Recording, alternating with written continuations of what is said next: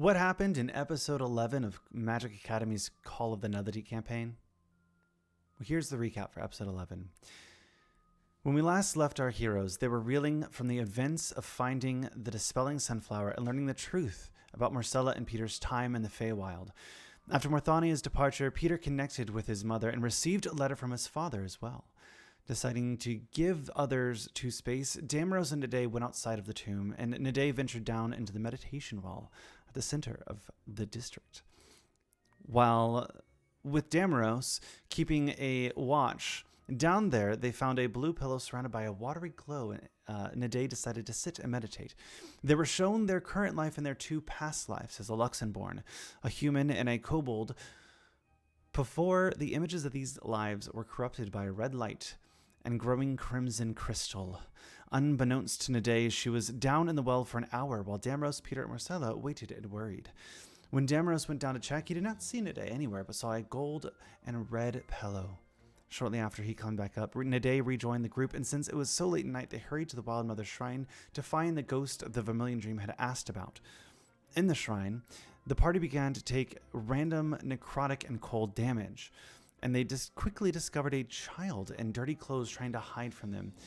Damaros activated full Tad mode, while Marcella leading an effort from everyone else to comfort the child, who seemed to be a magic user who was unable to control their powers, all of which seemed to hurt people, which is why she hid in the shrine. With some convincing, Shira, who's the child, left the shrine with the group, particularly attached to Damaros. Nade went to visit Ao in the end, and Peter and Marcella discussed what they had found out, with Marcella vowing to kill the Fae of Blight. Damaros read Shira a book to help with her sleep.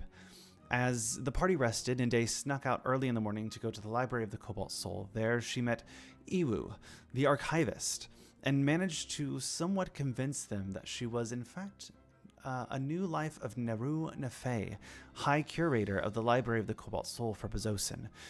Iwu was less than thrilled that Nade had knowledge of the corruption, but he claimed he would share his information if they joined their group. As all three factions in the city were looking into a dig site full of corrupted crystals, Nade went back to the inn unconvinced, where they soundly reprimanded by Peter. They then split the group up, Marcella and Damaros, to find clothes for Shira, and Nade and Peter to report their findings to the Vermilion Dream at the Eclipse. They were greeted by the bartender, Svetlek, who gave them the custom drink and directed them to the back. The leader of the group discussed the Dream's goals, and Nade and Peter agreed to take on another mission for them, sealing their allegiance. However, as they left, the voice called out, "No, the timeline is all wrong!" And all four were dragged into yet another portal.